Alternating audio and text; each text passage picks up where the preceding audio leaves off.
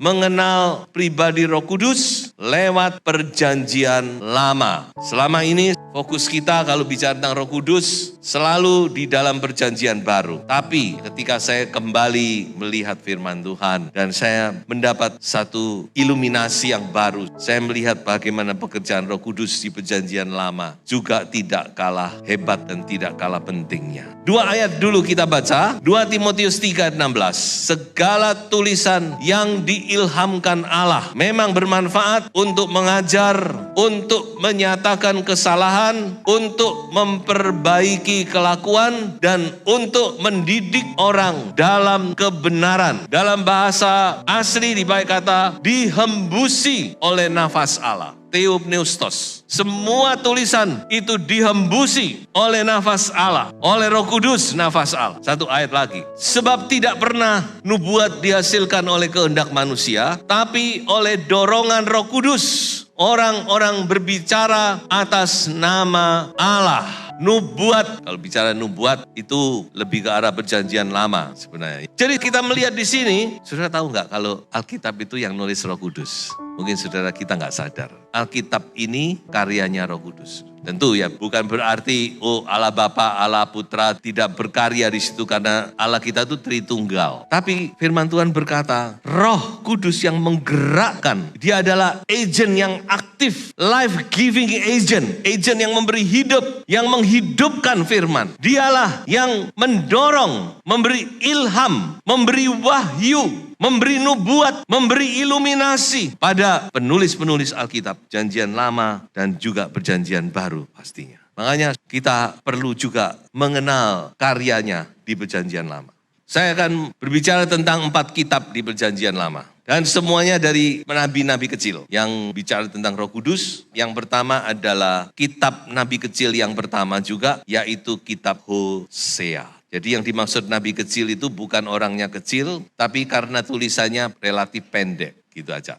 Nah, Hosea ini unik. Hosea ini adalah nabi yang terakhir yang mendampingi bangsa Israel sebelum mereka dihancurkan dan ditawan oleh Asyur. Jadi Tuhan itu baik. Selalu Tuhan itu sebelum menjatuhkan penghukuman, dia bicara lebih dulu. Dari lembut sampai keras. Tak pukul lo kamu. Ayo, tak pukul lo. Tak pukul sungguhan tak pukul. 1 jam lagi masih, lo kamu kalau tidak nurut tak pukul lo. 2 jam lagi, tak pukul lo. Kenapa? Karena dia gak mentolo mau mukul. Kalau mentolo gak usah tanya, pukul aja. Tapi Tuhan enggak. Dia beri nabi untuk terus mengingatkan. Ayo bertobat. Sebelum kamu kuhancurkan negaramu, bertobat. Kalau enggak kamu akan kuhancurkan. Begini keadaannya. Itu kurang lebih itu isinya. Dan Tuhan bicara melalui Hosea lewat kehidupan rumah tangganya. Jadi Tuhan menyuruh Hosea menikahi seorang wanita, maaf kata, yang dipakai oleh Alkitab, sundal. Atau kita perhalus saja PSK. Memang Tuhan suruh nikahi. Dan apa yang terjadi? Ya, wanita ini kembali kepada sifat lamanya. Baru menikah 1 tahun, baru punya anak 1, udah hobi secara. Susah kalau susah gitu. Ya gitu, pergi sama laki-laki lain. Sampai melahirkan 2 anak lagi, itu udah tahu dari siapa ayahnya. Nah, sudah bisa bayangkan. Memang Tuhan menyuruh Hosea mengalami itu supaya Hosea tahu perasaan Tuhan terhadap bangsa Israel ini. Karena mereka juga sudah berzina, perzinahan rohani. Bukan sekedar jasmani, kalau jasmani itu antar manusia. Tapi perzinahan rohani, mereka menyembah banyak-banyak berhala. Bagi Tuhan itu adalah perzinahan secara rohani, spiritual adultery. Inilah yang Tuhan mau Hosea merasakan, supaya Hosea bisa bernubuat menyampaikan isi hati Allah. Sebab dia alami sendiri dalam hidupnya. Memang jadi nabi itu tidak gampang, sudah. Panggilan nabi itu tidak gampang. Tapi banyak orang sekarang suka bernubuat, ingin jadi nabi, tidak gampang. Coba sudah lihat dalam Alkitab. Ya, Yehezkiel sudah berbaring sekian ratus hari di sebelah kiri, sebelah kanan berbaring lagi. Bisu, Yeremia, kematian istrinya, Yesaya pernah berjalan telanjang kaki, telanjang dada berbulan-bulan. Jadi saudara memang tidak gampang jadi nabi itu ya. Jadi inilah yang menjadi gambaran keadaan bangsa Israel waktu itu. Mereka sudah berzina dengan hebat di hadapan Allah. Sehingga mau tidak mau akhirnya Allah menghancurkan kerajaan Israel. Hancur lebur tak berbekas. 10 suku ditawan dan tidak pernah kembali lagi. Yang kembali itu yang kerajaan Yehuda. Itu yang kembali setelah 70 tahun. Karena ada kaitan dengan tahta Daud. Jadi kalau sudah mengerti firman, sudah akan lebih mudah mengerti membaca Alkitab. Jadi apa yang kita pelajari lewat Hosea tentang Roh Kudus? Yaitu bahwa Roh Kudus itu punya perasaan. Roh Kudus itu punya feeling. Makanya Rasul Paulus berkata dalam Efesus, jangan mendukakan Roh Kudus menjelang hari-hari penyelamatan. Berapa banyak kita mendukakan Roh Kudus? Mungkin kita tidak sadari. Banyak kali saya akui di hadapan Tuhan, ampuni saya Tuhan. Semakin kita mendekatkan diri kepada Tuhan, semakin Tuhan akan memberi pernyataan-pernyataan. Dan semakin kita sadar, Roh Kudus itu punya perasaan. Ini yang saya tangkap dari Hosea. Ketika kita meninggalkan Dia, ketika kita tidak setia kepadanya, Dia juga bisa berduka dan jangan terus didukakan. Mari kita beralih kepada kitab yang kedua, yaitu kitab Amos. Jadi Amos ini adalah partnernya Hosea. Allah selalu punya 2 saksi, minimal 2, maksimal 3, dan mungkin lebih. Dalam setiap keadaan dia selalu punya 2 saksi yang memberi saksi tentang kebenaran. Makanya dalam sejarah juga demikian. Hagai dan Zakaria, 2 nabi, 2 saksi Allah. Zerubabel dan Imam Besar Yosua. Demikian juga Amos. Hosea dan Amos ini berpartner. Walaupun tidak janjian mereka, tapi dibangkitkan Allah dalam situasi yang berbeda. Tapi mereka bersama-sama memberitakan berita firman Tuhan terhadap bangsa yang sudah tidak setia, yang sudah meninggalkan Tuhan. Cuma ada sedikit perbedaan dalam sasaran. Kalau Hosea, dia menekankan hubungan umat dengan Allah, vertikal. Hubungan bangsa itu dengan Allahnya. Kamu gak beres, kata Tuhan. Tapi kalau Amos, dia menekankan hubungan umat dengan sesama, horizontal. Di mana mereka sudah tidak melakukan keadilan dan kebenaran. Menindas, merampas, menipu, membunuh, semua dilakukan oleh umat Allah. Makanya jangan tertipu dengan kekristenan, jangan tertipu dengan agama. Jadi saudara, kalau kita melihat di sini, pas ya, 1 vertikal, 1 horizontal membentuk apa? Salib. Nanti saudara baca Yesaya. Yesaya itu berpartner dengan Mika. Yeremia berpartner dengan Yehezkiel. Jadi semua ada partnernya, 2 saksi. Hosea dan Amos berpartner, tapi Amos dia memberi berita, bertobat kamu sudah tidak melakukan firman Tuhan dalam hal hubungan dengan sesama manusia. Makanya Tuhan itu juga melihat ibadah kita bukan hanya vertikal, tapi Tuhan juga perhatikan bagaimana ibadah kita secara horizontal. Dua-dua ini harus jalan, firman Tuhan itu seimbang. Nah, apa yang menarik dari Amos? Saya melihat dari namanya. Nama dari Amos itu adalah pemikul beban, burden bearer. Jadi enggak salah itu. Amos itu memikul beban-beban. Beban apa yang dipikul Amos adalah beban-beban dosa, beban-beban yang tidak benar dari bangsa Israel. Itu beban yang dipikul oleh Amos. Dan dia menyampaikan firman Tuhan itu dengan beban. Ada beban dalam hatinya. Dia sampaikan itu sebab dia memikul bebannya Allah. Nah, hal ini mengingatkan kita, siapakah Tuhan kita? Siapakah Roh Kudus itu? Mari kita baca beberapa ayat selanjutnya. Kita baca di dalam Mazmur 68 ayat 20, terpujilah Tuhan hari demi hari. Ia menanggung bagi kita. Allah adalah keselamatan kita. He daily bears our burden. Ia setiap hari memikul beban-beban saudara dan saya. Jangan tidak merasa. Beban apa? Ya mungkin beban dosa, sama. Ketidaktaatan kita semua dipikul oleh Tuhan. Kayak Amos memikul beban-beban dari bangsa. Sebenarnya Amos ini orang selatan. Dia bukan orang utara. Dia berasal dari selatan. Dan dia bukan seorang hamba Tuhan. Dia itu pedagang. Dia itu pengusaha. Tapi Tuhan panggil untuk menjadi hamba Tuhan. Dan ini yang dia lakukan. Dia memikul beban-beban dosa dari bangsa Israel. Tuhan juga memikul beban saudara setiap hari. Dan dia juga mau supaya kita mendapat kelegaan. Juga beban-beban kehidupan. Ya, beban-beban persoalan yang kita miliki. Coba kita baca. Marilah kepadaku semua yang letih, lesu, dan berbeban berat. Aku akan memberi kelegaan kepadamu. Bukankah Roh Kudus itu memberi kelegaan? Berapa banyak saudara yang mengalami? Ketika saudara mempunyai beban yang berat, yang tidak bisa saudara sampaikan kepada orang lain. Bahkan mungkin suami tidak mengerti. Istri juga kadang-kadang tidak bisa mengerti. Saudara datang kepada Tuhan, menyembah Tuhan. Dan setelah saudara berjumpa dengan Tuhan, saudara merasa lega. Amin. Bebanku terlepas. Karena apa? Karena bebannya dipikul oleh Roh Kudus. Satu ayat lagi. Serahkanlah segala kekhawatiranmu kepadanya, sebab Ia yang memelihara kamu. Dia yang memperdulikan kamu dalam terjemahan lain. Serahkan segala beban saudara. Roh Kudus, Dia mendampingi kita untuk mengangkat beban kita. Saya mendapatkan satu gambar yang menarik sebenarnya, tapi saya gak mentolo tak tampilkan. Jadi gambar itu ada orang jalan, suami istri anak, lalu Tuhan Yesus itu yang bawa kopernya. Di pundak, di cangking. Sudah tahu nggak? Di China ada tempat-tempat wisata yang naik-naik gunung. Kalau sudah membawa sesuatu nggak kuat, bisa dititipkan. Orang itu yang membawa naik. Katanya, saya nggak mentolo saudara menampilkan gambar itu. Masa yang belakang enak-enak Tuhan Yesus yang bawa kopernya. Tapi sebenarnya jangan-jangan seperti itu.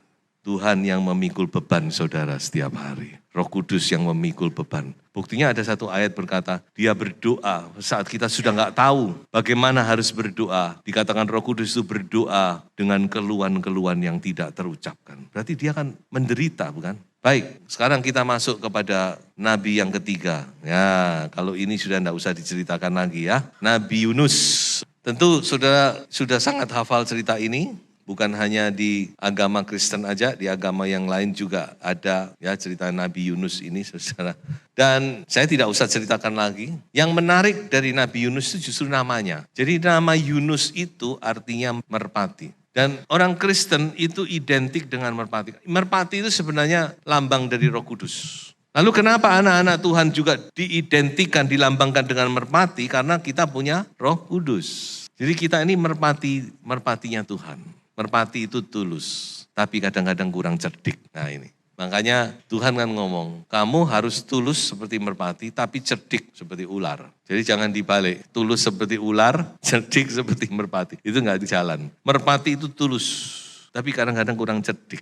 Bahkan Hosea pernah menegur bangsa Israel waktu itu, kamu ini merpati yang bodoh. Kurang lebih itulah Yunus. Tulus, Yunus itu tulus saudara. Dia mengasihi bangsanya, dia mengasihi Tuhan. Tapi dia kurang cerdik dalam artian dia kurang bisa mengerti hatinya Allah. Buktinya Allah suruh ke timur, dia ke barat. Dan dia mungkin berpikir kalau dia ke barat dan sembunyi, dia tidak akan dicari-cari oleh Tuhan. Tuhan tidak akan tahu. Makanya dia ke barat, naik kapal, lalu sembunyi di bagian kapal yang paling bawah. Itu Yunus. Dia kurang cerdik. Dia nggak tahu siapa Roh Kudus itu. Dia nggak tahu siapa Tuhan. Roh Kudus itu roh Allah yang maha tahu. Amin. Roh Kudus itu maha tahu. Dia tahu kita di mana. Dia tahu keadaan kita saat ini. Dia tahu isi hati kita saat ini. Dia tahu kerinduan saudara. Dia juga tahu kebimbangan saudara. Kesuaman saudara dia juga tahu. Dia cari Yunus.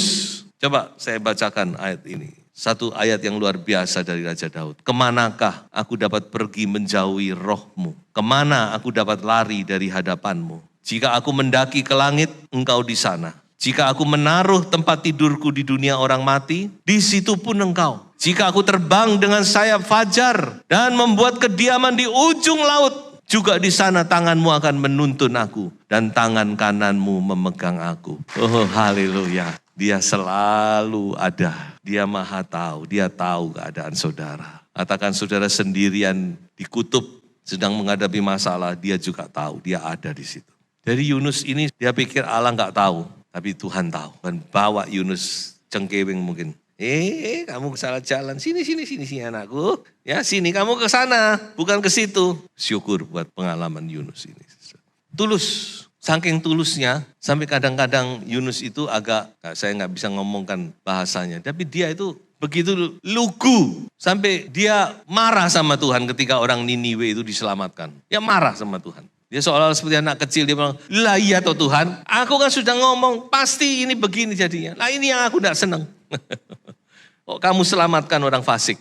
Tapi kita bersyukur satu hal yang saya dapat ketika saya kembali merenungkan Yunus ini. Yaitu yang berikut ini. Bahwa Roh Kudus itu lebih besar daripada Yunus. Amin. Dia lebih besar dari Yunus. Coba saudara pasang Yunus ini nama saudara. Untung Roh Kudus itu lebih besar dari Yunus. Kalau tidak, nggak selamat orang Niniwe ini. Untung Roh Kudus itu jauh lebih besar dari kita. Kalau tidak, saudara, nggak selamat dunia ini. Kadang-kadang kita terlalu fokus dengan diri kita sendiri, dengan kehendak kita, dengan kemauan kita, dengan pikiran kita. Yunus ini kan terfokus kepada itu. Dia bukan orang jahat, dia orang baik. Kalau enggak mungkin dipakai Tuhan. Tapi ya itu tadi, kelemahannya dia fokus kepada pikirannya itu yang paling benar. Makanya dia marah ketika Allah menyelamatkan orang Niniwe. Tapi Tuhan mengajar Yunus dengan cara yang lembut. Saudara bisa baca sendiri. Cuma 4 pasal. Tuhan baik, amin. Tuhan baik, sangat baik. Tuhan itu jauh lebih besar dari pikiran-pikiran kita yang sangat picik ini. Pikiran kita ini kita harus akui sangat picik. Kalau orang gak sejalan dengan kita sudah diskreditkan mereka. Tuhan tidak demikian. Untung Tuhan tidak demikian. Kalau Tuhan demikian kita juga gak akan selamat. Kita gak lebih baik dari orang lain. Untung Tuhan itu luar biasa. Roh Kudus lebih besar dari kita, amin. Roh Kudus lebih besar dari roh-roh yang ada di dalam dunia ini. Mari kita baca ayat ini. Kamu berasal dari Allah, anak-anakku, dan kamu telah mengalahkan nabi-nabi palsu itu, sebab roh yang ada di dalam kamu lebih besar daripada roh yang ada di dalam dunia ini. Hari-hari ini kita sedang mencari itu. Roh yang lebih besar. Bukan hanya lebih besar, jauh lebih besar. Supaya dia mendiami kita, menguasai kita, memenuhi kita. Mengubah konsep berpikir kita. Mengubah hati kita. Yang terakhir, Nahum. Nah, ini pasangannya Yunus. Jadi kalau saudara baca Yunus, saudara harus baca Nahum. Mengapa? Karena Nahum itu menubuatkan kehancuran Niniwe. Jadi gampang. Yunus bicara tentang kemurahan Allah kepada orang-orang Niniwe. Tetapi Nahum bicara tentang kemarahan Allah kepada orang-orang Niniwe. Jadi orang Niniwe yang sudah pernah mendapat kemurahan Tuhan itu, mereka kan sudah dapat kemurahan Tuhan lewat Yunus. Tapi mereka ya kembali kepada habitatnya. Ya, makanya pertobatan itu perlu terus supaya kita benar-benar sungguh-sungguh bertobat. Kalau enggak seperti Niniwe ini, cuma bertobat saat itu, ampuni. Mari gitu balik lagi, jahat lagi. Bahkan bisa-bisa lebih jahat. Jadi itu yang terjadi pada orang-orang Niniwe. Mereka kembali berbuat jahat dan pada akhirnya Tuhan kirim Nahum. Dan kali ini Tuhan marah kepada orang-orang Niniwe. Dan tidak bisa lagi ditolerir. Jadi inilah keseimbangan firman Tuhan. Tuhan itu baik, Tuhan itu murah, Tuhan itu belas kasihan, panjang sabar. Tapi juga tidak bisa dipermainkan. Kita harus dengan tetap memiliki hati yang takut kepada Tuhan. Karena Tuhan bisa marah, Roh Kudus bisa marah. Roma 11 ayat 12, Rasul Paulus dengan jelas mengatakan, sebab itu perhatikanlah kemurahan Allah dan juga kekerasannya. Yaitu kekerasan atas orang-orang yang telah jatuh, orang-orang yang murtad. Tetapi atas kamu kemurahannya, yaitu jika kamu tetap dalam kemurahannya. Jika tidak, kamu pun akan dipotong juga. Ya, jadi ayat ini jelas memberi pesan kepada kita bahwa sekali selamat tetap selamat itu tidak benar. Saya enggak tahu pengajaran dari siapa itu. Karena firman Allah jelas berkata, kalau kamu keluar dari kasih karunia-Nya, hati-hati, kamu akan dipotong juga. Nah, jadi Tuhan itu baik. Nama Nahum sangat berkaitan dengan Roh Kudus. Karena Nahum artinya comforter, penghibur atau penuh dengan penghiburan. Bukankah ini Roh Kudus? Roh Kudus itu roh penghibur. Dia hadir dalam hidup kita untuk menghibur kita. Kita yang tetap di dalam Dia selalu dihibur. 2 Korintus Paulus berkata, seberapa banyak penderitaan yang kami alami, seberapa banyak juga penghiburan yang kami terima. Mari kita baca ayat ini. Tetapi penghibur, yaitu Roh Kudus yang akan diutus oleh Bapa dalam namaku, dialah yang akan mengajarkan segala sesuatu kepadamu dan akan mengingatkan kamu akan semua yang telah kukatakan kepadamu. Roh Kudus penghibur itu. Tuhan Yesus berkata, Dia penghibur. Dia menghibur kita dalam segala keadaan. Dan saya akan akhiri dengan sebuah ayat dari kitab Nahum. Bahwa Roh Kudus menghibur setiap orang yang berlindung kepadanya. Mari kita baca, Tuhan itu baik. Ia adalah tempat pengungsian pada waktu kesusahan. Ia mengenal orang-orang yang berlindung kepadanya. Haleluya. Hari-hari ini kita seperti orang yang mengungsi kepada Tuhan. Kita datang kepada Tuhan, kita berlindung di bawah kepak sayapnya. Kita menantikan roh-Nya. kita menikmati kebersamaan dengan Roh Kudus. Mari tingkatkan itu. Mari kita mencari kepenuhan Roh Kudus, sebab kepenuhan Roh Kudus membuat kita mengenal siapa Dia. Jangan mabuk anggur, tapi hendaklah kamu penuh dengan Roh Kudus. Tuhan Yesus memberkati. Haleluya.